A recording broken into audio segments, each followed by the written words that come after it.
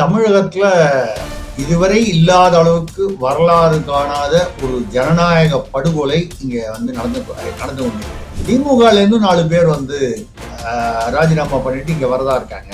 நிறைய விஷயங்களை பார்த்தா விஜய் நம்பர் 1 இல்ல ஆதவ் அர்ஜுனா தான் நம்பர் 1 தெரியாத அளவுக்கு அவர் டெய்லி 2 ஸ்டேட்மெண்ட் கொடுக்குறாரு. விஜய் எப்பாவது தான் அறிக்கை கொடுக்குறாரு, பிரஸ் மீட் பண்றது இல்ல. அவரு இவ்வளவும் பண்ணிட்டு விஜய் தூய்மையான ஆட்சி, தூய சக்தின்னு சொல்றது நகைப்பு கேட்டமான தமிழ்நாடு முதல்வர் விஜய் ஏன்னா கடிதம் எழுதியிருக்காரு பிரதமருக்கு. நாளைக்காத்தால டெல்லி போகிறாரு. இப்ப என்ன கடிதத்தை நிறைய கொடுக்கலாமே, இல்ல நிறைய பேசலாமே. திமுக ஆட்சியே பரவாயில்ல அப்படின்னு நம்ம பரவாயில்லன்னு சொல்லல. அதுல அவ்வளவு அராஜகம் நடந்தது, நம்ம விமர்சனம் பண்ணியிருக்கோம். ஆனா அதே தான் இங்கேயும் நடக்காது, இல்ல அதை விட அதிகமா நடக்குதுனால் அப்போ மாற்றம் என்பது ஏமாற்றம் அப்படிங்கிறது டிடி விஜயநாயகன் கூட அது மாற்றம் இல்ல துர்நாற்றம்னு பேசியிருக்காரு. குட்டீஸ் அப்படின்னு குட்டீஸை பத்தி பேசினாரு. குட்டீஸ்க்கு நன்றி எல்லாம் தெரிவிச்சார் யாரு, முதல்வர் விஜய் அவர்கள்.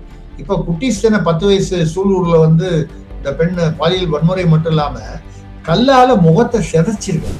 அண்ணாமலை அவர்கள் தனி கட்சி ஆரம்பிக்கிற மாதிரி ஒரு அபிப்பிராயத்துல இருக்காரு அப்படின்னு நான் முன்னாலேயே சில நிகழ்வுகள்ல பேசியிருக்கேன். அண்ணாமலை ஏதோ சொல்லுவாங்க T20 மாதிரி அவருடைய அரசியல் இருந்தது. ஒரு பால் 6 அடிச்சுட்டு இருந்தார். அண்ணாமலை இதுவரை மத்திய அரசின் நடவடிக்கைக்கு எதிராக எதுவும் பேசினது முதல் முறையாக இன்று பேசியிருக்கிறார். இதையும் கனெக்ட் பண்ணா உண்மையா இருக்குமோன்னு இருக்கலாம். ஆனா நிச்சயமாக இப்போ இருக்கக்கூடிய விஜயோட ஆட்சியிலையும் இதே மாதிரிதான் திமுக ஆட்சி போலதான் குற்றங்களும் குறைபாடுகளும் இருக்கின்றன என்றால் மக்கள் அப்ப வேறு ஒரு மாற்றத்தை எதிர்பார்க்கும். அந்த மாதிரி சூழ்நிலை அண்ணாமலைக்கு சாதகமாக அமையும்.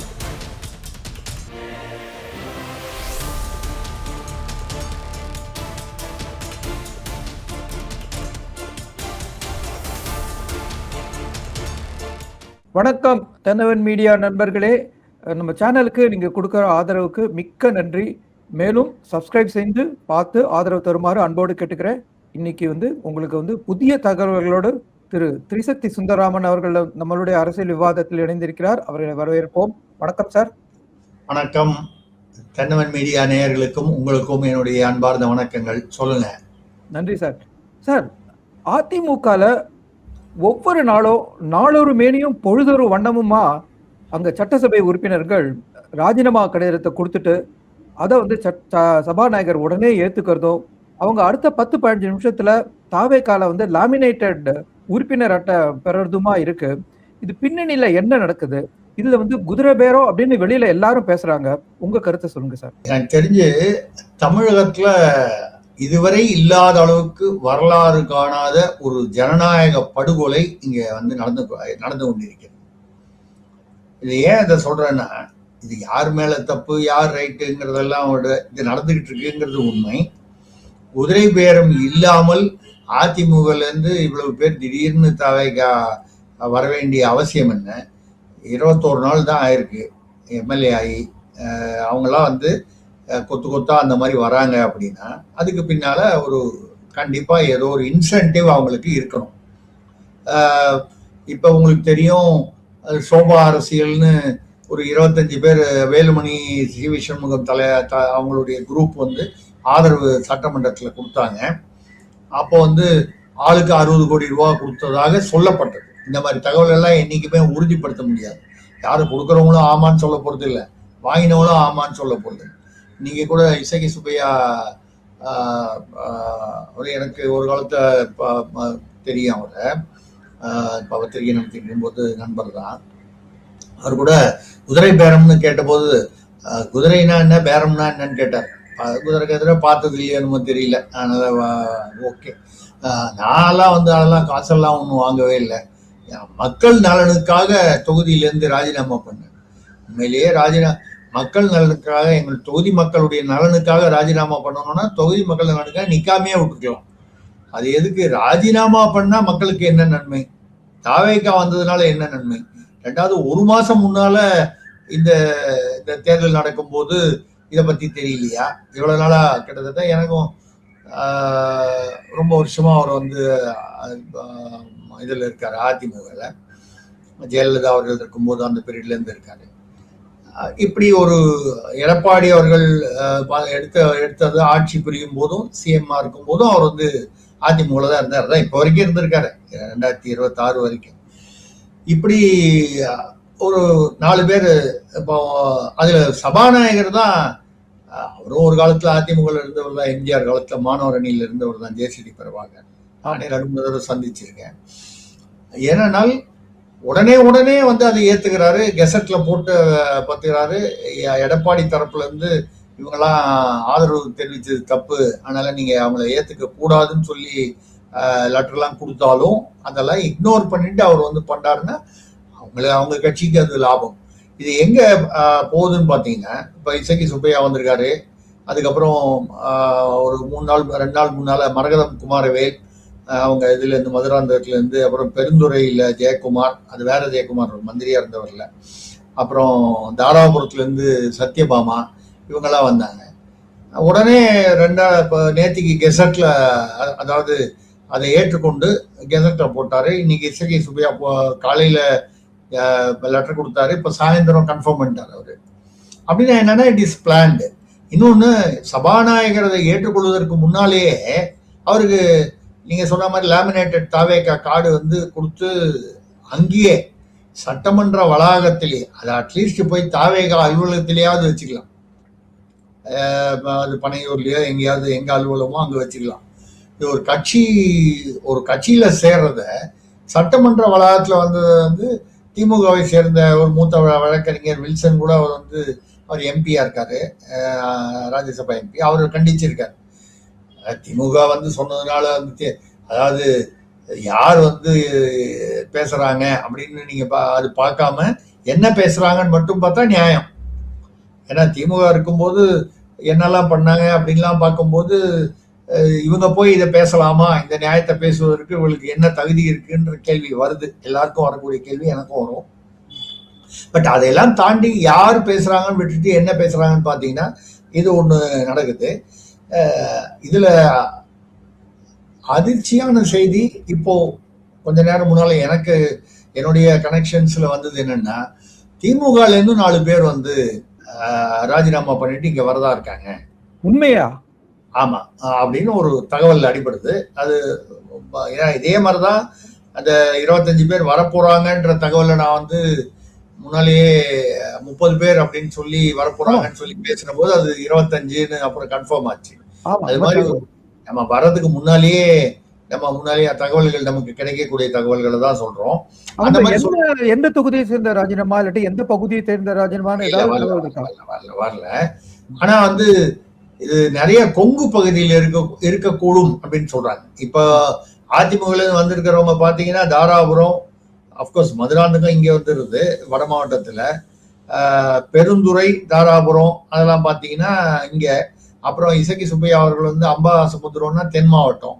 ஸோ இந்த ஒரு பர்டிகுலர் பகுதின்னு சொல்ல முடியல சார். சிம்பிள் சார், எந்த தொகுதியா இருந்தா 60 கோடியோ 100 கோடியோ கொடுத்தா வாங்கிக்கிறதுக்கு யார் தயாரா இருக்கணும், எந்த தொகுதியில இருந்தாலும் வரப்போறான். இவ்வளவுதான் விஷயம். அவ்வளவு பணம் பரிமாற்றம் நடந்திருக்குன்னு சொல்றீங்களா?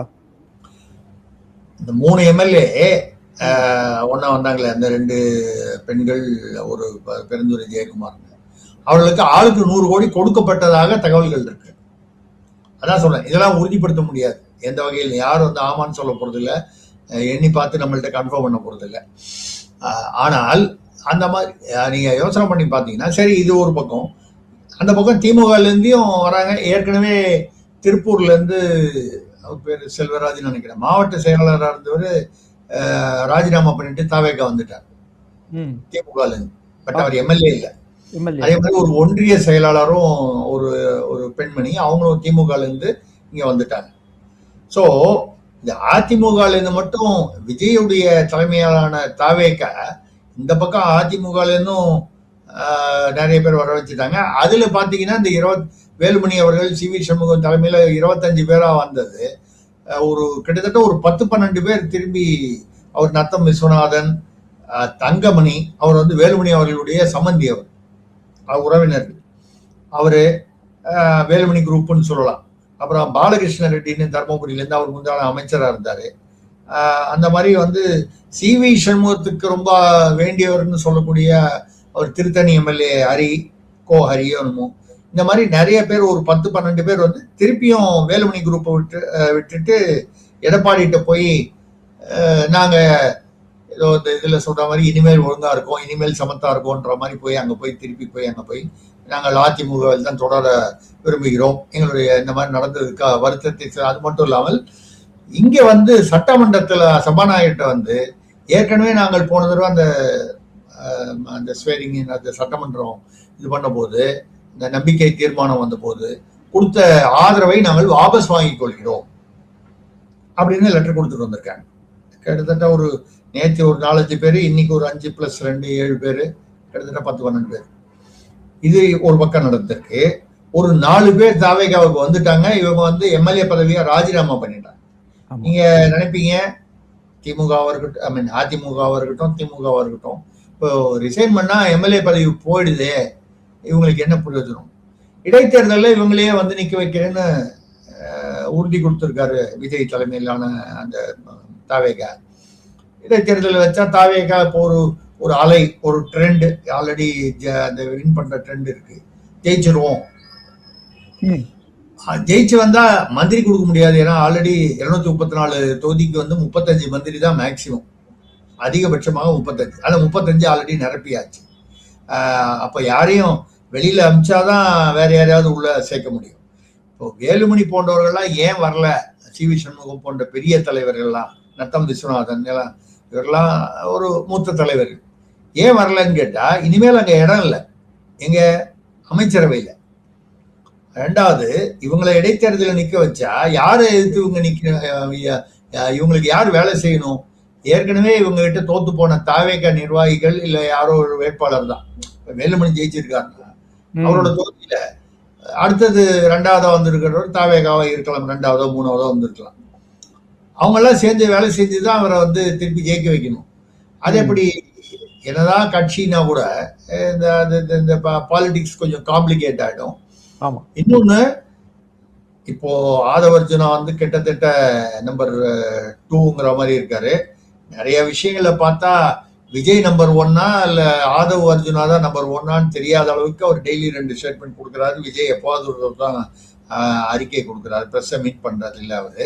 சரி, இவர் மூலமா அவர் பேசுறாரு, அப்படிதான் அவர் வந்து அவருடைய ப்ரொஃபைல் அப்படின்னு வச்சுக்கிட்டா கூட, இது எதுக்காக இதை பண்றாங்கன்னா, இப்போ பாத்தீங்கன்னா இன்னைக்கு கூட சிபிஎம் மார்க்சிஸ்ட் கம்யூனிஸ்ட் அவர் வந்து சண்முகம் வந்து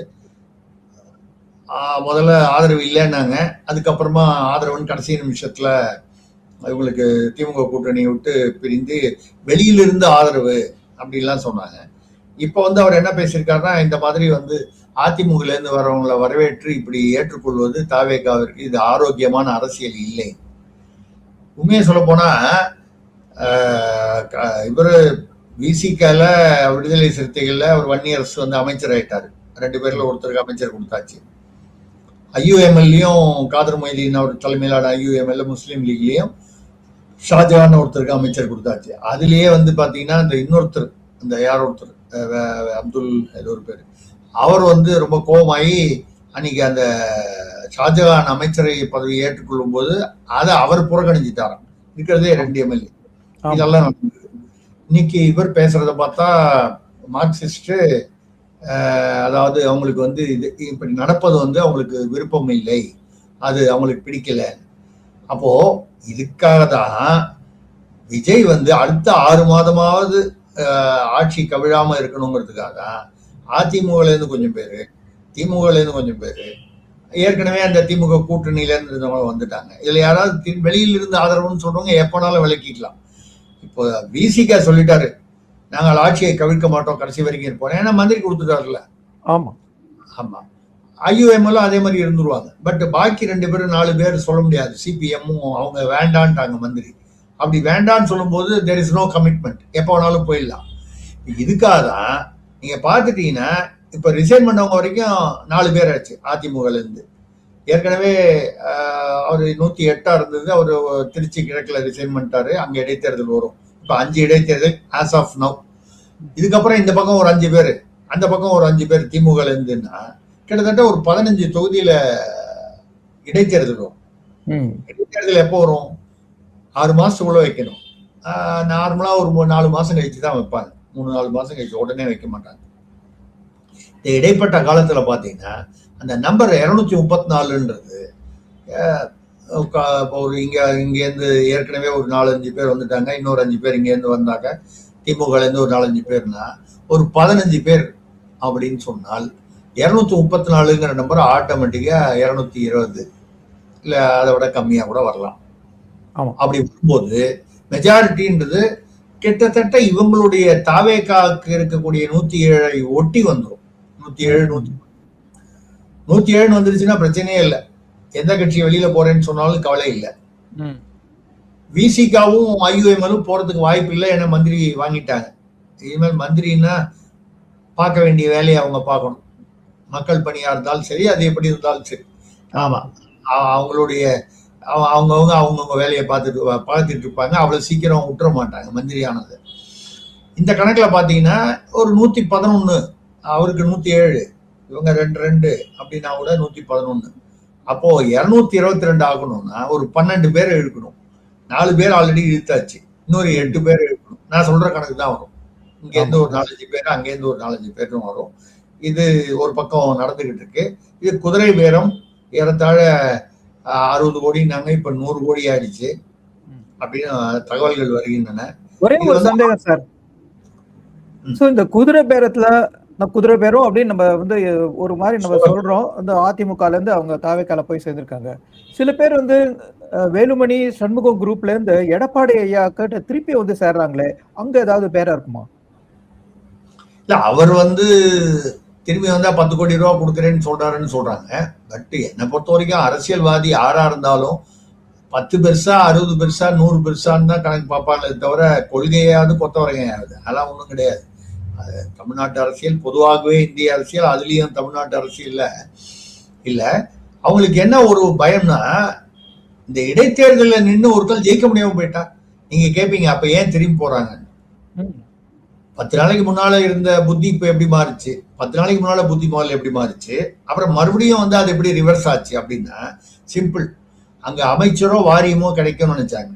ஆனா விஜய் வந்து இவங்களெல்லாம் நம்பி அங்க டிஸ்குவாலிஃபிகேஷன் ஆயிடுச்சுன்னா பிரச்சனை வரும், நாளைக்கு ஆட்சி கவிழ்ந்துரும், இவங்களை நம்பி நம்ம வந்து இருக்க முடியாதுன்றதுனால இந்த விசிகாக்கு ஐயுஎம்எலுக்கு எல்லாம் கொடுத்து அங்க அவர் அமைச்சரவையை கிட்டத்தட்ட க்ளோஸ் பண்ணிட்டார். இதுக்கப்புறம் வேற யாரையும் அவர் எடுக்க முடியாது.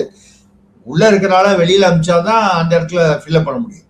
இப்ப நினைச்சு பாருங்க, ஆதவர்ஜுனா நம்பர் 2 இருக்காரு, கிட்டத்தட்ட இவர் நம்பர் 3 மாதிரி ஆயிட்டாரு. அவர் புஷி ஆனந்த் அவர்கள், என் ஆனந்த் முதல்ல நம்பர் 2 இருந்தாரு, இப்ப கிட்டத்தட்ட 3க்கு வந்துட்டாரு, வேற வழி இல்லை. இப்ப வேலுமணியோ இல்ல வேற தங்கமணியோ நத்தம் விஸ்வனோ இவங்கெல்லாம் ரொம்ப சீனியர் அதிமுக கம்பேரிட்டிவ்லி. செங்கோட்டையன் அதை ஒட்டி இருக்கக்கூடியவங்க. இப்ப போனாங்கன்னா எந்த இடத்துல இவங்களை ஃபிட் பண்ணுது? முதல்ல யாரை வெளியில அனுப்புறது? அமைச்சரவையில யாரையாவது அனுப்பணும், தாவேக்கால இருக்கிறவங்கள யாராவது அனுப்பணும். இளைஞர்கள்லாம் கொடுத்துருக்காங்க. அது தாவேக்கால உள்ளுக்குள்ளேயே ஒரு பிரச்சனை வரும், ஒரு கழகமோ ஒரு என்ன சொல்றது ஒரு அதிருப்தி வரும். ரெண்டாவது இவங்களை எந்த சீனியாரிட்டியில பிக்ஸ் பண்றது? வேலுமணியெல்லாம் கிட்டத்தட்ட ஒரு டெப்டி சிஎம் அப்படிங்கிற அந்த ஒரு ரேங்க்ல இருக்கக்கூடியவர். எடப்பாடி அவர்கள் தலைமையிலான அதிமுக அமைச்சரவையில அவர் ஓபிஎஸ் இல்லாத போது எடப்பாடிக்கு அடுத்ததுன்னு சொல்லக்கூடிய அளவில் இருந்தார். சி.வி. சண்முகம் 3வதா இருக்கக்கூடியவர். இப்ப இவங்கெல்லாம் எங்க ஃபிட் பண்றது? இன்னொன்னு, இடைத்தேர்தல் வச்சு நான் சொன்ன மாதிரி இடைத்தேர்தலில் வந்து தாவேக்கால உள்ளூர் நிர்வாகிகளே சேர்ந்து தோக்கடிச்சுட்டாங்கன்னு வச்சுங்க, ஏதோ சொல்லுவாங்க உள்ளதும் போச்சு நொல்ல கண்ணான்னு ஆயிடும். இப்போ எல்லாரும் அந்த பக்கம் திருப்பி எடப்பாடிட்டு ஏன் போறாங்கன்னால், பணத்துக்கு குதிரை பேரம்னு ஒரு கால் அது உண்மையாக இருந்தால் அதற்காக சில பேர் இந்த பக்கம் வராங்க. அந்த பக்கம் போறவங்க ஏன் போறாங்கன்னா, அங்க போனா அது எவ்வளவு தூரம் ஆட்சி தாக்கு பிடிக்கும் தெரியல. இன்னொன்னு, ஏன்னா சட்ட பிரகாரம் வந்து என்னைக்கு இது உச்ச நீதிமன்றம் போனாலும் அந்த பதவி பறி போறதுக்கான வாய்ப்பு இருக்கு. இப்பவே ரிசைன்மெண்ட் தானே போறாங்க. இடைத்தேர்தலில் தோத்துட்டா அதுக்கப்புறம் கேரியரே டோட்டலா முடிஞ்சு போயிடுமே. அதுக்கு அதிமுக எம்எல்ஏ இருந்தா இப்ப இந்த டேர்ம் இல்லைன்னா 2031 பார்க்கலாம், இல்ல ஆட்சி கவிழ்ந்து மறுபடியும் தேர்தல் வந்தால் ஒரு வாய்ப்பு இருக்கும், அதிமுகவுக்கு வாய்ப்பு இருக்கணும். அவங்கவுங்க அப்படித்தானே, திமுகவும் அப்படித்தானே நம்பிக்கிட்டு இருக்காங்க. மறுதேர்தல் வந்தால் திமுக மீண்டும் ஆட்சிக்கு வரலாம்னு அவங்க நினைக்கிறாங்க, அதிமுக தாங்கள் வரலாம்னு அவங்க நினைக்கிறாங்க. இதுதான் ஒரு. ஆனால் நடப்பது மிக மிக ஒரு பெரிய மோசமான ஜனநாயக படுகொலை. இதுல இவ்வளவும் பண்ணிட்டு விஜய் வந்து தூய்மையான ஆட்சி, தூய சக்தின்னு சொல்றது நகைப்புக்கிடமானது. ஏன்னு கேட்டா அவருடைய மந்திரியிலே பாத்தீங்கன்னா 43 பேர் எம்எல்ஏக்கள் வந்து குற்ற பின்னணி முன்னாலேயே நம்ம பேசியிருக்கோம். அதுல 10-50 பேர் வந்து கொடுங்குற்றம்னா கொலை முயற்சி, ராபரி, டெக்காய்டி, இந்த மாதிரி. இப்போ வந்திருக்கிற வன்னியரசு அவர்கள் விசிகலன் வந்திருக்காரு. அவர் வந்து பாத்தீங்கன்னா 1998 அவர் பேர்ல ஒரு இரட்டை கொலை 2 பேரை கொலை பண்ணிட்டாருன்னு ஆயுள் தண்டனை வழங்கப்பட்டவர். 99 அவர் வந்து மேல்முறையீடு பண்ணார். 99 2026 வரைக்கும் அந்த வழக்கு இன்னும் முடியல. நம்மளுடைய நீதித்துறை நம்ம சொல்றதுக்கு கஷ்டமா தான் இருக்கு. நீதித்துறை குறை சொல்றதுங்கிறது முடிஞ்ச வரைக்கும் தவிர்க்கணும். அதே சமயத்துல குறை இருக்கிறத வந்து மறைக்கிறதுக்கு பேர் வந்து நியாயம், நேர்மை இல்லை. 99 2026 வரைக்கும் மேல்முறையீடு இன்னும் முடியலன்னா என்ன அர்த்தம்? 26-27 வருஷம். அப்ப என்னைக்கு வேணாலும் அவருக்கு அந்த அந்த மேல்முறையீடு அவருக்கு எதிராக போனால் அவருக்கு தண்டனை வழங்கப்படலாம், போகலாம், நிரபராதின்னு சொல்லலாம், தெரியாது. ஆனா அப்படிப்பட்ட ஒரு சூழ்நிலையில் உள்ளவர் வந்து அமைச்சராக்கியது அவசியமா? அதுக்கப்புறம் அவர் வந்து இந்த ஜேபிஆர் குடும்பத்துடைய அந்த ஜேபிஆருடைய மாப்பிள்ளை, அவருடைய ரெஜினான்ற அவருடைய மகளை மணந்தவர். அவர் பேர்ல 9 கேஸ் இருக்கு. எல்லாமே வீடு பூந்து அடிச்சது, கொலை முயற்சி, இந்த மாதிரி, அதாவது கொடுங்குற்றம், ஹீனியஸ் கிரைம்ஸ் சொல்லக்கூடியது. அவர் தான் தமிழ்நாட்டின் நிதி அமைச்சர். அவர் ஏதாவது பின்னால பைனான்சியல் ஏதாவது பெரிய பொசிஷன்ல பிடிஆர் தியாகராஜன் வந்தார். அவர் லேமன் பிரதர்ஸ் அந்த மாதிரி மார்கன் ஸ்டான்லில எல்லாம் சீனியர் ரொம்ப சிஇஓ பொசிஷன்ல எல்லாம் இருந்தார். அப்போ ஃபைனான்ஸ்னா என்னன்னு தெரியும். அது கடைசியில அவர் ஏதோ பேச போய் 30,000 கோடி பிள்ளையும் மாப்பிள்ளையும் ஒரு வருஷத்துல 30,000 கோடி சேர்த்துட்டாங்க திமுகல குடும்பத்துல, தலைமை குடும்பத்துல. அதை ஹவாலா மூலமா அனுப்பிச்சு அதை வந்து இன்வெஸ்ட் பண்ணதுலதான் பிஸியா இருக்காங்களே தவிர ஒன்றும் இதுல ஆட்சியில கான்சென்ட்ரேட் பண்ண மாட்டேங்கிறாங்கன்னு தி ஒயர்னு ஒரு பத்திரிகை ஆன்லைன், அதோடைய ஆசிரியை லேடி அவங்க கிட்ட ஏதோ போன்லயோ எங்கேயோ பேசியிருக்காரு. அது எங்கேயோ ஆடியோ அவங்க லீக் பண்ணாலும் எப்படியோ லீக் ஆச்சு. அதனாலதான் பாவம் அவர் நிதியமைச்சர்ல தூக்கி ஐடியில போட்டு இன்ஃபர்மேஷன் டெக்னாலஜியும் பாதி வந்து டிஆர்பி ராஜாட்ட கொடுத்துட்டு அதை ஒரு மிச்சம் சும்மா பேருக்கு வச்சிருந்தாங்க. இப்போ அவர் தோத்துட்டாரு எம்எல்ஏ தேர்தலில்.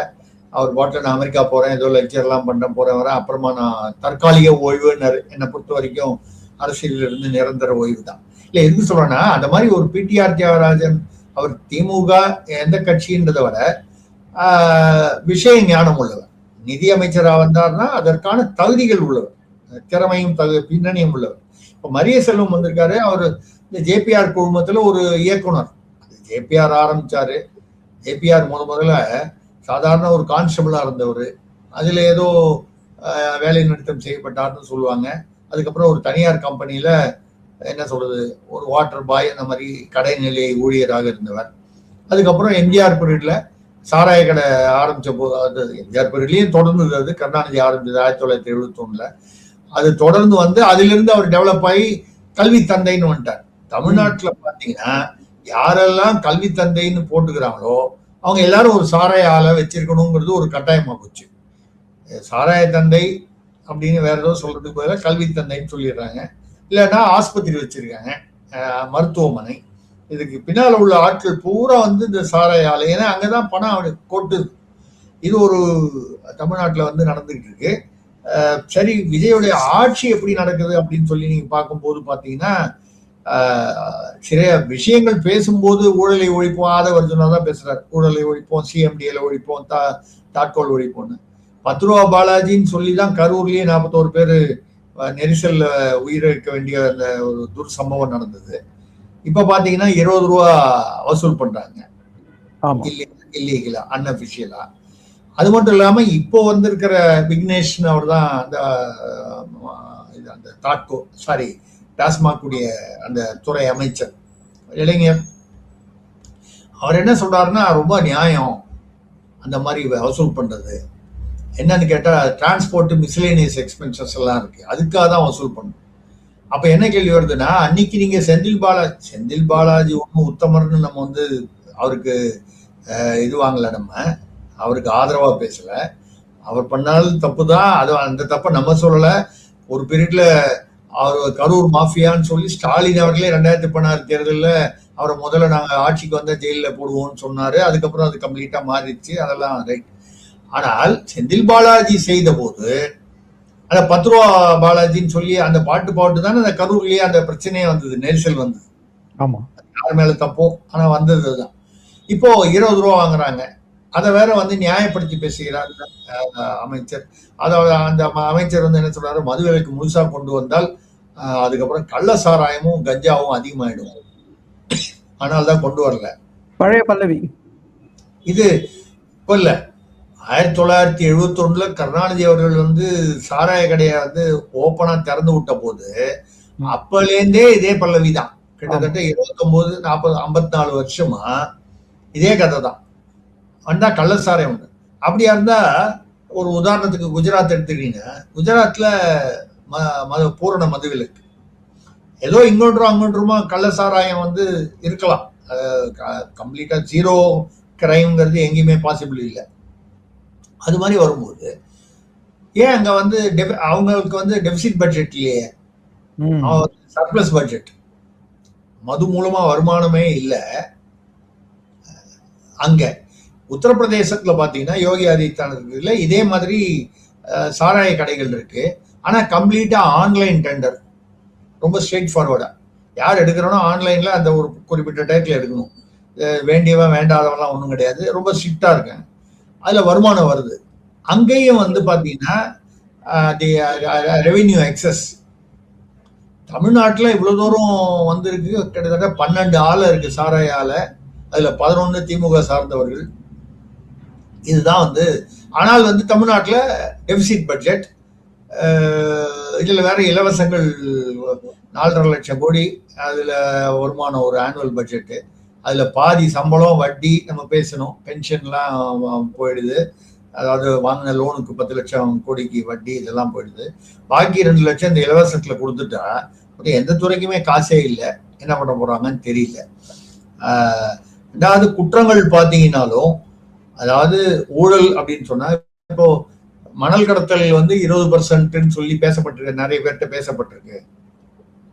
ஆனா வெளியில வந்து மணல் கடத்தலே ஆதவர்ஜுன அமைச்சர் சொல்றாரு, தமிழ்நாட்டுல மணல் கடத்தலே நின்று போச்சு.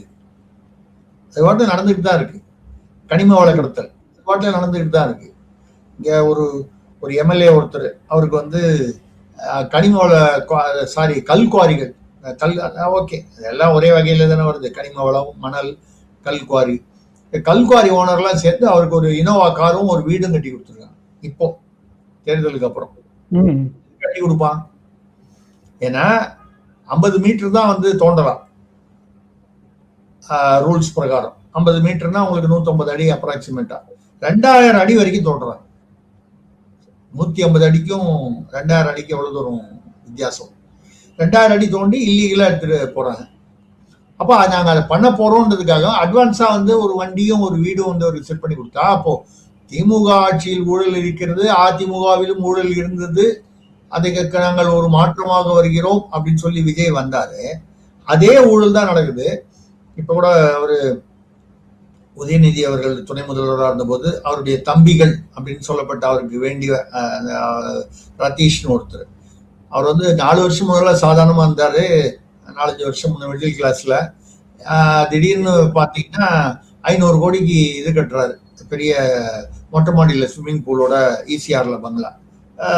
அங்க எங்க இன்வெஸ்ட்மெண்ட்ஸ் எல்லாம் 2000-3000 கோடி எங்கிருந்து பணம் வந்ததுன்னு தெரியல. அது இடி வந்து ரெய்டு எல்லாம் பண்ணிச்சு. ஆனா போய் ஏதோ தடை, உயர் நீதிமன்றம் உச்ச நீதிமன்றத்துல தடை வாங்கிட்டு வந்துட்டாரு. அவரு இன்னும் ஆகாஷ் ஒருத்தர், 2-3 பேர். ஆமா, இந்த ரதீஷும் அவரு ரூட் ஜெகதீஷ், விஜய் அவர்களுடைய ரூட்னு ஒரு கம்பெனி, பேசியிருக்கோம். அவர் தான் வந்து இந்த சோசியல் மீடியாலாம் எப்படி உள்ள ஃபேக் நேரட்டிவ்ஸ் எல்லாம் வச்சு வீடியோஸ் எல்லாம் இங்க இது பண்ணி வெளிநாட்டுல துருக்கி, அப்புறம் ஸ்ரீலங்கா, லண்டன்ல எல்லாம் அப்லோட் பண்ணி அதுக்கெல்லாம் அவர் தான் ஹெல்ப் பண்ணாருன்னு சொல்றாங்க. ரெண்டாவது அவர் ஒரு இந்த ஆட்சியில ஒரு என்ன சொல்றது எக்ஸ்ட்ரா கான்ஸ்டியூஷனல் அத்தாரிட்டியா இருக்காரு அப்படின்னு. இந்த ஜெகதீஷும் ரூட் ஜெகதீஷும் அந்த திமுகவுடைய உதயநிதி ஸ்டாலின் அவர்களுடைய ரொம்ப தம்பின்னு அல்ல தம்பினா ரொம்ப நெருக்கமான நண்பர்னு சொல்ற அந்த ரத்தீஷும் பிரான்ஸ்ல சந்திச்சு இங்க SNJ அப்படின்னு ஒரு டிஸ்டிலரிஸ் இருக்கு, ஜெயமுருகன், அவரும் கருணாநிதி அவர்கள் இருக்கும்போது அவரை வச்சு ஒரு படம் எடுத்தாரு. சரி, அதுக்கு முன்னால் அவரோட பின்னணி படம் எடுக்கிற பின்னணியான்னு கேட்டா அவர் ஸ்கூட்டர்ல வந்தவர். அதாவது ஸ்கூட்டர்லன்னா அவ்வளவுதான் அவருடைய பொருளாதார பின்னணி, மிடில் கிளாஸ். அவர் திடீர்னு படம் எடுத்தார். அது யாரோட பணங்கிறது எல்லாருக்கும் புரிஞ்சுது. அதுக்கப்புறம் பாத்தீங்கன்னா SNJன்னு ஒரு டிஸ்டிலரி ஒன்று அவர் பேர்ல லைசன்ஸ், இன்னைக்கு ஒரு பெரிய டிஸ்டிலரி ஜெயமுருகன். அதுக்கப்புறம் KLன்னு ஒன்று வாசுதேவன் இருக்கார், அவரும் திமுகவுடைய பினாமின்னு சொல்லப்படுபவர். இவங்க ரெண்டு இதுலயும் ஆர்டர் அதிகப்படுத்தணும் டாஸ்மாக் வாங்குறாரு அப்படின்னு எங்க பிரான்ஸ்ல உட்கார்ந்து இந்த ரத்தீஷும் ஜெகதீஷும் பேசுறாங்க. ரத்தீஷ் யாரு? திமுகவுக்கு வேண்டியவர். ஜெகதீஷ் யாரு? தாவேகாவுக்கு வேண்டியவர். இப்போ யார நம்புறது? So business is as usual. Illegal business, மணலோ கனிம வளமோ கல்குவாரியோ இந்த சாராய வியாபாரமோ, business is going on as usual. Vijay வந்து டெல்லிக்கு போறதா தகவல் வந்து, ஒருவேளை மத்திய அரசுட்டேந்து அவங்க இன்னும் கொஞ்சம் நிதி வேணும் அப்படிங்கிறத கேட்டு அவங்களுக்கு பெறத்துக்கான வாய்ப்பு இருக்கா? அது முதல்ல அவர் வந்து போறது வந்து ஒரு மரியாதை நிமித்தமாக பிரதமரை சந்திக்கணும். ரெண்டாவது அநேகமா ஜனாதிபதியை சந்திக்கலாம், நிதியமைச்சர் நிர்மலா சீதாராமன் அவர்களை சந்திக்கலாம். ஏன்னா பணம் அங்கிருந்து தான் வரணும். இங்க கஜானா காலி, 10 லட்சம் கோடி கடன். ஸோ ஆட்சி எவ்வளவு நாள் தாக்கு பிடிக்குங்கிறது ஒரு பக்கம், அது தனி, அது அரசியல், அது ஒரு வேற சமாச்சாரம். ஆனால் ஆட்சி நடத்துவதற்கு கஜானா கொஞ்சமாவது பணம் வரணும்னா மத்திய அரசுல இருந்து தான் வரணும். உதாரணமா வந்து பாத்தீங்கன்னா தாட்கோ, அதாவது பட்டியல் சமூகம், SCன்னு சொல்லக்கூடிய ஷெட்யூல் கேஸ்ட், ஷெட்யூல் ட்ரைப், இவங்களுக்காக மத்திய அரசு தமிழ்நாடு அரசுக்கு இதே மாதிரி எல்லா மாநிலத்துக்கும் கொடுக்குறாங்க. 15,000 20,000 கோடி வருஷத்துக்கு வந்து அலோகேஷன் மத்திய அரசு கொடுக்கும். அதைத்தான் வந்து தேர்தலுக்கு ஒரு மாசம் முன்னால ஸ்டாலின் அவர்கள் முதல்வராக இருக்கும்போது அதுல இருந்து 12,500 கோடி எடுத்து இந்த ஆளுக்கு 5,000 ரூபாய் மகளிருக்கு கொடுத்தாரு. ஆமா, கோடை தொகை, கோடை கால, ஆமா கோடை, அது 2,000 சேர்த்து 3 மாசம் பாக்கி ஏதோ அதெல்லாம் 5,000 கொடுத்தாரு. 5,000. ஆனா அப்படி கொடுத்தும் அது தாண்டி ஜெயிக்க முடியலங்கிறது வேற விஷயம். அதை தவிர பல இடங்கள்ல 5,000 ரூபாய் ஓட்டுக்கு வேற தனியா கொடுத்தாங்க. அவர் லீமா ரோஸ் அவர்கள் அதிமுக நின்னாங்கல்ல, திமுக மட்டும்தான் பண்ணாங்கன்னு நம்ம சொல்லல. நம்ம வந்து பொதுவா நடுநிலையில யார் தப்பு பண்ணாலும் அது சொல்றதுன்றதுலதான் நம்மளுடைய அதனால வந்து ப்ரொஃபைல் வந்து அப்படிதான். அதனால வந்து நமக்கு வந்து நண்பர்களும் உண்டு, அதனாலேயே பகைவர்களும் வர்றதும் உண்டு. ஏன்னா நடுநிலையா நேர்மையா இருந்தா பகைவர்கள் தான் வருவாங்க, நண்பர்கள் யாரும் வருவாங்க அரசியல்.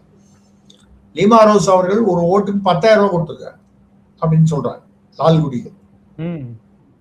ஒரு வீட்டுல 4 பேர் இருக்காங்க ஓட்டுன்னு, இங்க 4 பேரும் 5 பேரும் திடீர்னு ஏதோ லாட்டரியில விடுற மாதிரி 40,000 ரூபாய் 50,000 ரூபாய் லாட்டரின்னு அந்த குடும்பம் ஞாபகம் வருது. அதனால ஆமா, அப்படி இதுதான் வந்து இங்க நடந்துட்டு இருக்கு. இப்ப நாளைக்கு பிரதமரை பார்க்கும்போது அதே சமயத்துல இப்ப பாருங்க இந்த மேகேதாடு, அதான் அந்த வர பிரதமர்கிட்ட அவர் வந்து ஒரு பத்தி ஒரு குறிப்பு வைப்பாரா அப்படின்னு தெரியல. இல்ல, அதுதான் அது சொல்றதுக்காக தான் வரேன். மேகேதாடுல அவர் DK சிவகுமார் அவர்கள் அங்க துணை முதல்வர் கர்நாடகால, அவர் வந்து தமிழ்நாட்டுக்கு எந்த உரிமையும் இல்லை, நாங்க அப்படிதான் கட்டுவோம், பூமி பூஜை போட போறோம். அவர் ஏன் சொல்றாருன்னா, இன்னைக்கு கூட பாத்தீங்கன்னா அங்க போய் டெல்லியில 2 பேரும் சித்தராமையாவும் வரும், அவரை இறங்க சொல்லுங்க. ஏன்னா முதல்ல பேசும்போது சித்தராமையா 2.5 வருஷம் CM, இவர் 2.5 வருஷம் CMன்னு பேசினாங்க. அதுல என்னன்னு கேட்டீங்கன்னா, கர்நாடகாவின் செந்தில் பாலாஜி, அவர் DK சிவகுமார் அவர்கள், அதாவது பூரா ஃபண்டிங் தேர்தலுக்கு அவர் தான் பண்ணாரு, அவருடைய பணம் தான். ஆனா சித்தராமையா கொஞ்சம் அடிமட்டத்தில் கொஞ்சம் இந்த கேடர், அந்த இதுல ஓட் பேங்க் உள்ளவர், சீனியர், அதனால அவரை வந்து ஆக்கிட்டாங்க. அந்த பீரியட் முடிஞ்சு போச்சு. இவர் என்ன CM ஆக்குங்கன்னு கேட்கிறாரு. இதோட 2-3 தடவை போய் டெல்லியில தகராறாகி இன்னைக்கும் வந்து போயிட்டு இல்லை இப்படியே கண்டினியூ பண்ணணும், உங்களுக்கு வேணா இன்னும் ஏதாவது ஒரு இலாக்கா எக்ஸ்ட்ராவா பவர்ஃபுல்லா வந்து வர மாதிரி, இன்னும் கொஞ்சம் பவர் இருக்க மாதிரி ஏதாவது ஒன்று கொடுக்கலான்னு ஏதோ பேசி கேட்டா KC வேணுகோபால் காங்கிரஸ் தலைவர் சொல்றாரு, நாங்க அதெல்லாம் பத்தி பேசவே இல்லை. ராஜ்யசபா யாரை வந்து கேண்டிடேட்டா போடலாம், அப்படியா இருந்தா அதுக்கு எதுக்கு இவர் போய் காலையில சித்தராமையா குரூப்போட பிரேக்ஃபாஸ்ட் சாப்பிட்டாரு. அதுக்கப்புறம் சித்தராமையாவும் ராகுல் காந்தி, KC வேணுகோபால், மல்லிகார்ஜுன் கார்கே இவங்கெல்லாம் தனியா மீட் பண்ணாங்க. அதுக்கப்புறம் அதே குரூப் வந்து DK சிவகுமாரோட தனியா மீட் பண்ணாங்க. ராஜ்யசபா தேர்தலை பத்தி யாரை போடுறதுங்கிறது பேசணும்னா இவ்வளவு நாடகம்லாம் வேண்டியது இல்லையே. அதுதான் ஏதோ ஒரு ஆங்கில சேனல் கூட கர்நாடகா அப்படின்னு போட்டிருக்காங்க, அதாவது நாடகம்னு. அதான் எதுக்காக சொல்லணும்னா DK சிவகுமார் அவர்கள் அங்க வந்து அந்த லோக்கல் பாலிடிக்ஸுக்காக வந்து அதை பெருசு பண்ணிட்டார். மேக்கேதாடுல வராங்க பூமி பூஜை போட போறோம்னு. இப்போ இவர் என்ன பண்றாரு, யாரு நம்ம முதல்வர், தமிழ்நாடு முதல்வர் விஜய் என்ன கடிதம் எழுதியிருக்காரு பிரதமருக்கு. நாளை காத்தால டெல்லி போகிறாரு. இப்ப என்ன கடிதம், கடிதத்தை நிறைய கொடுக்கலாமே, இல்ல நிறைய பேசலாமே. என்னன்னா அவங்களுக்கு உத்தரவிடுங்க, மேகதாடு திட்டத்தை வந்து இதுக்கு மேல தொடரக்கூடாது, அங்க அணை கட்டக்கூடாது. அணை கட்டினா தமிழ்நாடு விவசாயிகளுக்கு பாதிப்பு வரும். இதே தமிழ்நாட்டுல இருந்து சொல்லப்படுவது அவங்க வந்து இல்ல, எங்க எங்க எங்க இடத்துல காவிரி உற்பத்தி ஆகுது, எங்களுக்கு தான் ஃபர்ஸ்ட் ப்ரிஃபரன்ஸ். இது ரொம்ப வருஷமா கிட்டத்தட்ட 60-70 வருஷமா வந்து இருக்கிற சண்டை. அப்பப்போ திடீர்னு அரசியல் ஆகும். இப்ப எதுக்காக சொல்றேன்னா, இதே மாதிரி இந்த மீனவர்கள் ஏதோ இலங்கை படையினால கைது செய்யப்பட்டாங்கன்னு அப்பவும் விஜய் அவர்கள் வந்ததுக்கு அப்புறம், முதல்வரா வந்ததுக்கு அப்புறம் பிரதமருக்கு கடிதம், ஜனாதிபதிக்கு கடிதம். நீங்க வந்து திமுக ஆட்சியை, ஸ்டாலின் அவர்களுடைய ஆட்சியை நீங்க வந்து எதுக்காக பிரதமருக்கு கடிதம், ஏன் போய் இதை போய் தமிழர்களுக்காக, தமிழ்நாட்டின் நலனுக்காக நேரம் பேசக்கூடாதுன்னு விஜய் அப்ப பேசினார் தேர்தலுக்கு முன்னால. பட் ஜெயிச்சு வந்ததுக்கு அப்புறம் ஸ்டாலின் என்ன பண்ணாரோ அதே அந்த போஸ்ட் ஆபீஸ் உத்தியோகம் தான் இவரும் பாக்குறாரு. கடிதம் எழுதுறார் பிரதமருக்கு. அப்போ அதான் எந்த விஷயத்திலையும் இது வந்து திமுக ஆட்சியிலேருந்து வித்தியாசப்படலை அப்படிங்கிற ஒரு எண்ணம் மக்களுக்கு வந்து அங்கங்க பேச ஆரம்பிச்சுட்டாங்க. பெண்கள், ஏன்னா பெண்கள் தான் அதிகமா ஓட்டு போட்டிருக்காங்க விஜய்க்கு, அது சினிமா நடிகர் என்பதாலோ என்ன காரணத்தினாலோ. ஆனா அவங்களே வந்து நாங்க தெரியாம ஓட்டு போட்டுட்டோமோன்னு அங்கங்க பேச ஆரம்பிக்கிறேன். இது அப்போ இந்த தாவேக ஆட்சி என்பது எப்படி ஒரு ஒரு புதிய மாற்றமா இருக்கும். நீங்க திருப்பி திமுக இருந்து அதிமுக இருந்து கூட்டு வரீங்க, குற்ற பின்னணி உள்ளவர்கள் அமைச்சராக வேற வச்சிருக்கீங்க, ஊழல் நடக்குது. இது வரைக்கும் நடக்காத ஜனநாயக படுகொலை இப்ப நடந்துகிட்டு இருக்கு. இப்ப என்ன ஒரு லெவல்ல கொண்டு வந்துருவாங்க போல பயமா இருக்குன்னா, மக்கள்லாம் வந்து இதுக்கு திமுக ஆட்சியே பரவாயில்ல. பாலச்சந்தர் படத்துல சின்ன கோடு பக்கத்துல பெரிய கோடு போட்டா அது சின்னது தானா, அதுக்கு பேர் சின்ன கோடுன்னு ஒரு படத்துல ஈர்கோடுகள். அதாவது ஒரு கோடு அதுக்கு பக்கத்துல பெரிய கோடு போட்டா இது வந்து தானா சின்ன கோடுன்னு ஐடென்டிஃபை ஆயிடும். அந்த மாதிரி வந்து திமுக ஆட்சியே பரவாயில்ல அப்படின்னு நம்ம பரவாயில்லன்னு சொல்லல, அதுல அவ்வளவு அராஜகம் நடந்தது, நம்ம விமர்சனம் பண்ணியிருக்கோம். ஆனா அதே தான் இங்கேயும் நடக்கிறது, இல்ல அதை விட அதிகமா நடக்குதுனால் அப்போ மாற்றம் என்பது ஏமாற்றம் அப்படிங்கிறது. டிடிவி தினகரன் கூட அது மாற்றம் இல்ல துர்நாற்றம்னு பேசியிருக்காரு. இதெல்லாம் நடந்திருக்கு.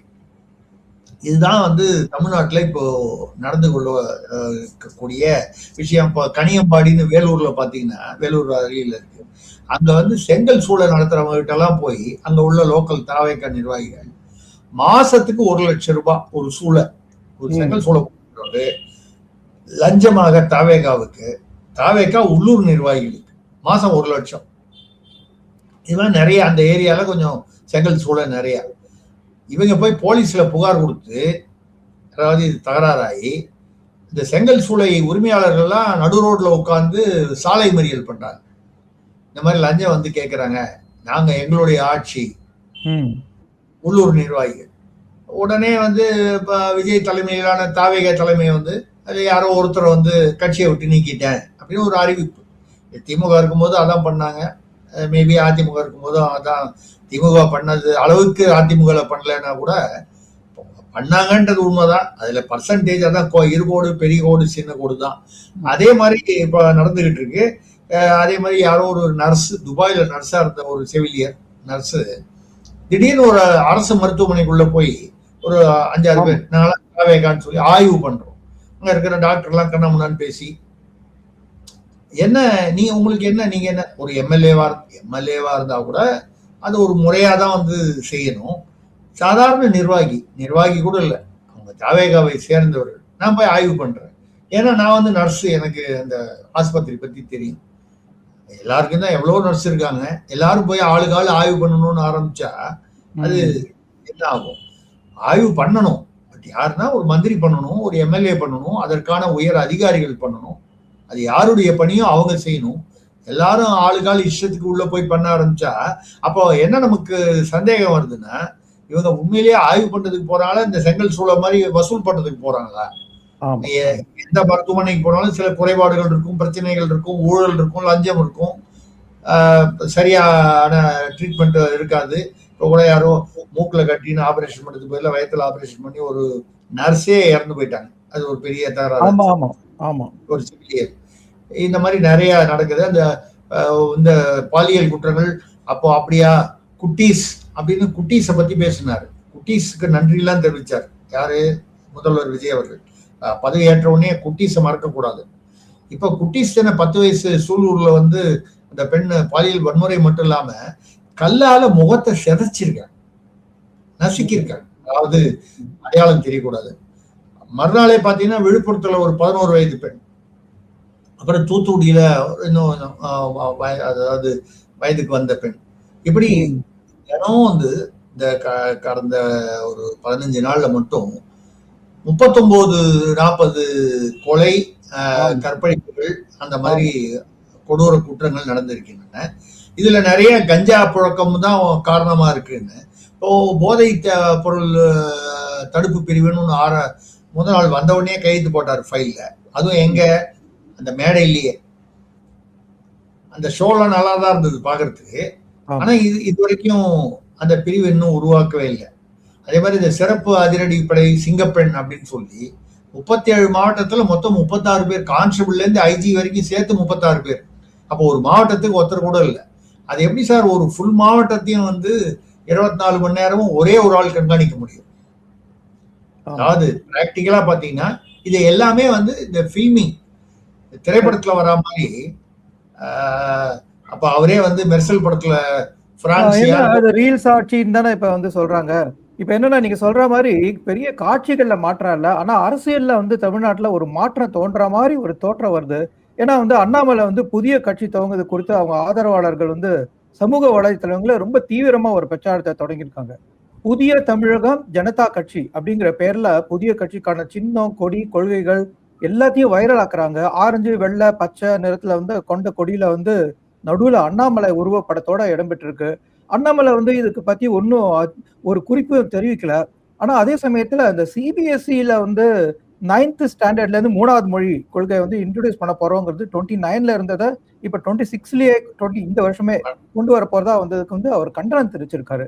இதுதான் முதல் முறையா அவர் வந்து மத்திய அரசுக்கு எதிர்க்க ஒரு ஸ்டேட்மெண்ட் கொடுக்கறது. இதை நம்ம வந்து ஆர்எஸ்எஸ்ஓ பாஜகவோ எப்படி வியூ பண்றது? உங்களுடைய வியூ பாயிண்ட் என்ன? அண்ணாமலை அவர்கள் வந்து தனி கட்சி ஆரம்பிக்கிற மாதிரி ஒரு அபிப்பிராயத்துல இருக்காரு அப்படின்னு நான் வந்து முன்னாலேயே சில நிகழ்வுகள்ல பேசியிருக்கேன். அப்ப எனக்கு வந்து வந்த தகவல்கள் அப்படிதான் சொன்னேன். சரி, இது இந்த மாதிரி விஷயங்கள்ல நீங்க தான் வந்து முதல்ல சொன்னீங்க போன வருஷம். அப்போ அது ஏன் வந்து நான் உறுதியா சொன்னேன்னால் சில விஷயங்கள் நம்ம சோர்ஸ் சொல்ல முடியாது, அது சொல்றது வந்து நாகரிகமா இருக்காது. அப்போ வந்து எங்கிட்டயே கேட்டாங்க, அவர் தனி கட்சி ஆரம்பிக்கிறதா இருக்காரு அப்படின்னு சொல்லி அவருக்கு நெருக்கமான ஒருத்தர் வந்து தனி கட்சி ஆரம்பிக்கிறதா இருக்காரு, நீங்க அதுல தகவல் தொடர்பு மாநில தலைவரா நீங்க வரீங்களா உங்களுக்கு அப்படின்னு சொல்லி என்ன கேட்டார். நான் சொன்னேன், இல்ல ஜெயலலிதா அவர்கள் 2009 மணிசங்கரையருக்கு எதிராக மயிலாடுதுறையில எம்பியா நிக்க சொல்லி என்னை கூப்பிட்டு அமைச்சு கேட்டாங்க. நான் எனக்கு நேரடி அரசியல் எனக்கு ஏதோ ஒத்து வராதுன்னு என்னுடைய எண்ணம், வேண்டாம், என்னுடைய குடும்பமும் அதை வந்து விருப்பப்படலை, அதுல பல சங்கடங்கள் வரும், நம்ம நடுநிலையா இருக்கணும்னு நினைச்சா கூட இருக்க முடியாது அப்படின்னு வரும். அது பத்திரிகை அப்ப தமிழக அரசியல் மற்றும் 6 பத்திரிகைகள் நடத்திருந்தேன் உட்பட, இதெல்லாம் நடத்த முடியாது, ஒருதலை பட்சமாக போயிடும். இல்லை அந்த மாதிரி இப்போ வந்து கேட்டபோது அண்ணாமலை சொல்லிதான் கேட்டாங்களா, நடுவில் உள்ளவங்க கேட்டாங்களான்னு எனக்கு தெரியாது. நான் இல்லை, என்னுடைய விருப்பம் இல்லைன்னு சொல்லிட்டேன். அப்ப அதுல இருந்து எனக்கு என்ன தெரிஞ்சதுன்னா அவர் ஒண்ணு ஆரம்பிக்கிறதா இருக்காருன்னு. அப்பவே வேற ஒரு நிகழ்வுகள்லாம் கூட நான் பேசியிருந்தேன். அதுக்கப்புறம் கடைசி நிமிஷத்துல அவரு இவர் கூப்பிட்டு அமித்ஷா அவர்கள் மத்திய உள்துறை அமைச்சர் கூப்பிட்டு ஜேபி நட்டா எல் சந்தோஷ் எல்லாம் வச்சுக்கிட்டு தனி கட்சியெல்லாம் ஆரம்பிக்க கூடாதுன்னு ஏதோ வற்புறுத்தினாங்க, அதாவது அழுத்தம் கொடுத்தாங்க அப்படின்னு. இந்த தேர்தல் வரைக்கும் சும்மா இருக்கேன். இப்ப தேர்தல் முடிஞ்சிருச்சு. அதாவது அண்ணாமலை, என்னை பொறுத்தவரை அண்ணாமலை வந்து ஒரு திறமையான 10 வருஷம், அதாவது ஐபிஎஸ்ல 10 வருஷம் இருந்துட்டு ரிசைன் பண்ணிட்டு வந்து அரசியல்ல வந்தா கூட ஏதோ சொல்லுவாங்க T20 மாதிரி அவருடைய அரசியல் இருந்தது. ஒரு பாலும் சிக்ஸர் அடிச்சுட்டு இருந்தார். பிஜேபி தமிழக பிஜேபி சார்பாக திமுகவுக்கெல்லாம் வந்து ஆட்சியில் இருக்கிற திமுக இன்னைக்கு அண்ணாமலை என்ன சொல்ல போறாரு, எதை வந்து கலப்ப போறாருன்ற ஒரு இதை முதல் முறையாக தமிழ்நாட்டில் பாஜகவை பார்த்து பயப்படும். ஏன்னா அதுக்கு முன்னால பாஜக எல்லாரும் இருந்தாங்க, ஏதோ அவங்க பண்ணாங்க. பட் இவர் அளவுக்கு அந்த ஃபீல்டில் இறங்கி ஒரு ஆட்டம், ஒரு என்ன சொல்றது, அடித்து ஆடுவதுன்னு சொல்றது, அந்த மாதிரி வந்து அடிச்சு ஆடுற அந்த அதான் சொன்ன T20 மாதிரி அந்த மாதிரி ஆடுனவங்க இதுக்கு முன்னால யாரும் இல்லை, மாநில தலைவர் யாரும். அந்த மாதிரி வரும்போது இந்த திராவிட ஆட்சி இதை எதிர்ப்பதற்கு இந்த ஃபீல்டில் வந்து பொருத்தமானவர்ன்ற பெயர் வாங்க.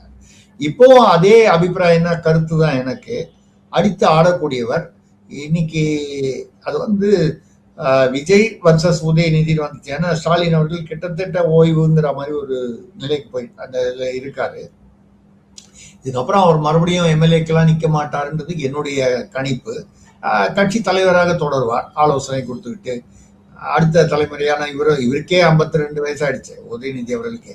அதனால அப்படி வரக்கூடிய அந்த இதுல விஜய் உதயநிதி இப்படி இளைஞர்கள்லாம் வரும்போது கிட்டத்தட்ட 50-52 வயசு அவங்களுக்குலாம்.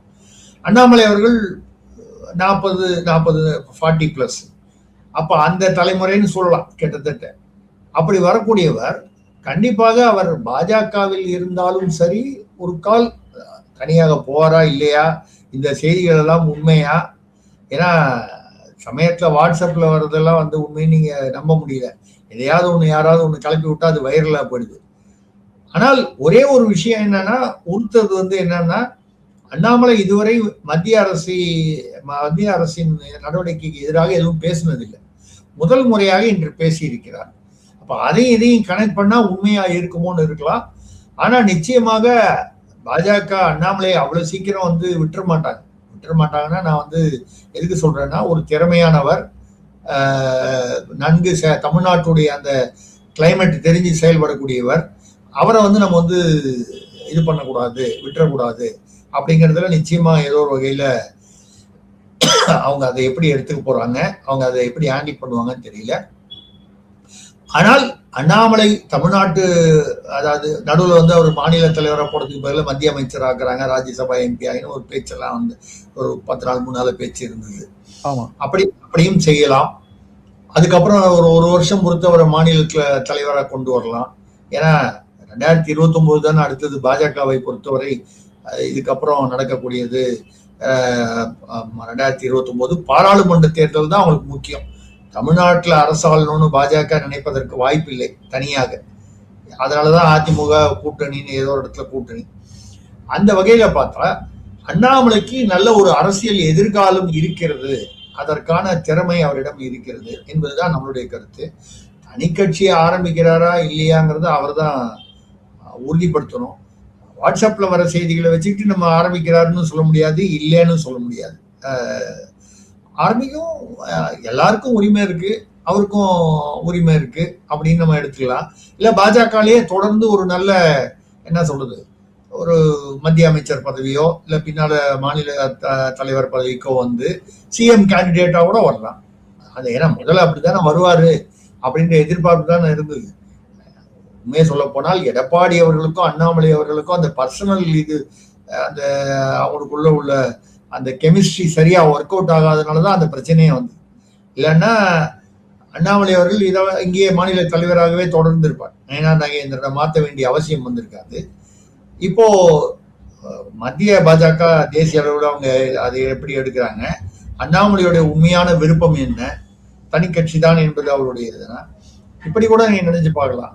இப்போதைக்கு அவர் தனி கட்சி ஆரம்பிச்சா தேசிய பாஜக ஆரம்பிக்கிட்டோம், தமிழ்நாட்டில் என்னைக்குமே பாஜகன்னா அது ஒரு வட இந்திய கட்சி அப்படின்னு அதுக்கு சில அடையாளங்களை குறித்து வேற மாதிரி ஆரியம் அப்படிலாம் சொல்லிடுவாங்க.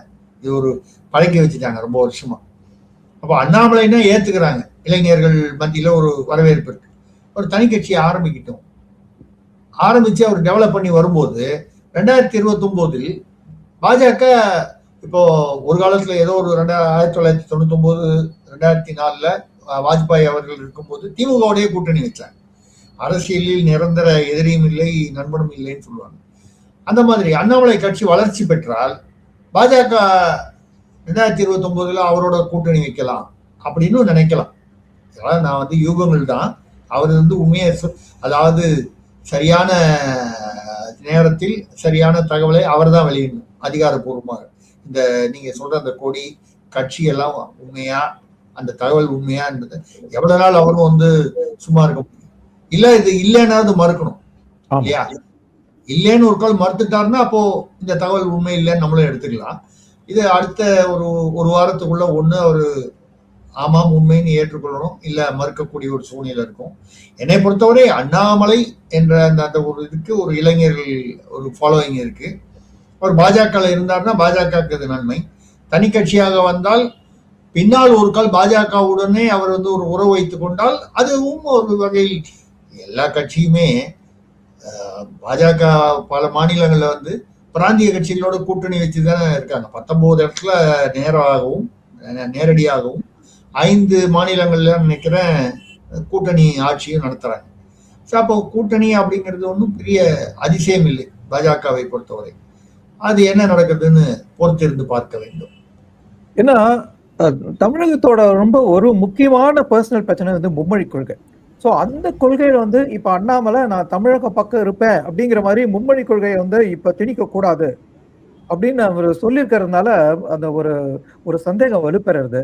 அதுக்கும் மேல நீங்க வந்து அவர் அண்ணாமலை தனி கட்சி ஆரம்பிக்க கூடும் அப்படின்னு தேர்தலுக்கு முன்னாடி நீங்க சொன்ன அந்த சூழ்நிலை இப்ப நிலவரதா? ஏன் இப்ப வந்து நீங்க வந்து அதை ஆரம்பிக்கிறதுக்கான தருணம் இல்லைன்னு நீங்க நினைக்கணும்? இல்ல தருணம் இல்லைன்னு நான் சொல்லல. அதாவது அந்த முடிவை அவர் அறிவிச்சாதான் அது சரியா இருக்கும். அது வரைக்கும் வந்து ஏன்னா இப்ப நம்ம வந்து அவர் ஆரம்பிக்க போறாருன்னு சொன்னா அண்ணாமலையுடைய அவருடைய ஃபாலோயர்ஸ் தொண்டர்கள் வந்து அவர் இறுதி மூச்சு வரை பாஜகவில் தான் இருப்பார், திருசக்தியார் சொல்றது வந்து பொய் சொல்றாரு, சும்மா பரபரப்புக்காக சொல்றாரு அப்படின்னு நிறைய கமெண்ட் பண்றாங்க. நான் வந்து கேள்விப்படுற தகவலை சொல்றோம். ரெண்டாவது, எந்த அரசியல்வாதி மனதில் நினைப்பதை உடனே பட்டென்று சொல்லுவார்? எந்த கட்சியாக இருந்தாலும் அந்தந்த நேரம் வரும்போதுதான் சொல்றாங்க. இப்போ வேலுமணி அவர்கள்லாம் வந்து அதிமுக நின்று ஜெயிச்சுட்டு ஏதோ ஒரு தருணம் வரும்போது இங்க வந்து ஆதரவு சொல்லி நம்ம இந்த ஆதரவு தர்ற மாதிரி இருக்காங்க 30 பேர் அப்படின்னு சொல்லும் போது அது 30 வந்து கடைசியில் 25 வந்தது. ஆக தகவல் சரிதான், நாம் சொன்னதும் சரிதான். ஆனால் திடீரென்று அவர்கள் மனதை மாற்றிக்கொண்டார்கள்னு வச்சுங்க, அப்ப நான் என்னமோ தவறான தகவல் கொடுத்தா மாதிரி ஆயிடும். அப்படிதான் சில சமயங்கள், ஏன்னா நம்ம மீறிய விஷயம். அந்த மாதிரி சொல்லும் போது இது வந்து தருணம் இல்லைன்னு சொல்லல. ஒரு கால் தேர்தல் வரை அமைதியாக இருங்கள்னு சொன்னதுனால நீங்க தேர்தல் முடிஞ்சோன்னா நான் தனி கட்சி ஆரம்பிக்கிறேன்னு ஒரு கால் சொல்லிட்டாரா? அதுதான் இப்ப ஒரு கால் அந்த மாதிரி தகவல்கள் வருகின்றனவா? இல்லை இந்த தகவலில் உண்மை இல்லையா? அதான் எப்படியா இருந்தாலும் அடுத்த ஒரு வாரத்திற்குள் அவர் வந்து இது உண்மை என்று அறிவிக்கணும். இல்லைன்னா இது தகவல் உண்மை இல்லை என்று அவர் மறுக்க வேண்டும். இதுல ஏதோ ஒண்ணு நடந்ததுன்னா தகவல் வெளியாகும். ஏன்னா இப்போ ஒரு கால் அவர் தனி கட்சியை ஆரம்பிப்பதா இருந்தால் நான் ஆரம்பிக்க கூடாது, நம்ம என்ன சொல்றது, அது அவருடைய விருப்பம். இன்னொன்னு, ஆரம்பித்தால் இப்ப ஆரம்பிச்சாதான் சரியா இருக்கும். 2029 எய்ம் பண்ணி ஒண்ணு பாராளுமன்ற தேர்தல், இன்னொன்னு ஒரு கால் விஜயுடைய ஆட்சி ஏதோ ஒரு காரணத்தினால் இந்த மாதிரி ஆட்டங்கண்டுக்கு இந்த நம்பர்ஸ் எல்லாம் வந்து வேரி ஆகுது, இங்கேருந்து வராங்க அங்கேருந்து வராங்க, டிஸ்குவாலிஃபை ஆகலாம், இல்லை அவங்களே ரிசைன் பண்ணிட்டு இடைத்தேர்தலில் ஜெயிக்க முடியாம திமுகவோ அதிமுகவோ அங்கே வேட்பாளர்கள் ஜெயிக்கலாம். நம்ம வந்து ஒரு 10-15 இடைத்தேர்தல் வருதுன்னு சொன்னால் இப்பவே ஆல்ரெடி 1+4 5 வந்துருச்சு தெரிஞ்சது. இன்னொரு 5 or 10 வரலாம்னு சொல்றாங்க, எதிர்பார்க்கலாம். அப்படி வந்ததுன்னா 15க்கு 15 10க்கு 10 வந்து தாவேகா தான் ஜெயிக்கும்னு யாராலையும் உறுதி கூற முடியாது. நிச்சயமா நிச்சயமா வாய்ப்புகள் இருக்குன்னு வேணா சொல்லலாமே தவிர, அப்போ வந்து இப்ப ஒரு அதிருப்தியே இப்போ லேசா ஆரம்பிச்சிருச்சு. இந்த அதிருப்தியை திமுக பயன்படுத்தி கொள்ளலாம், இல்ல அதிமுகவிற்கு பயன்படலாம். அண்ணாமலையே பயன்படுத்திக்கலாம். அண்ணாமலை அதான் சொல்றேன். இப்ப அவர் ஒரு கால் தனி கட்சின்னு ஒரு முடிவு எடுத்தால் அது 2029 பாராளுமன்றத்துக்குன்றதை தாண்டி அது ஒரு பக்கமும், மறுதேர்தல் வந்தால் ஏதோ ஒரு காரணத்திற்காக விஜய் ஆட்சியை ரீட்டைன் பண்ண முடியாம போனோம் நம்ம நினைக்கல. எப்படியோ ஆட்சி நடத்துறோம், அது நல்ல ஆட்சியா இருக்கணுங்கிறது தான். நம்ம ஆட்சி நிலையான ஆட்சியா இருக்கிறது மட்டும் முக்கியம் இல்ல.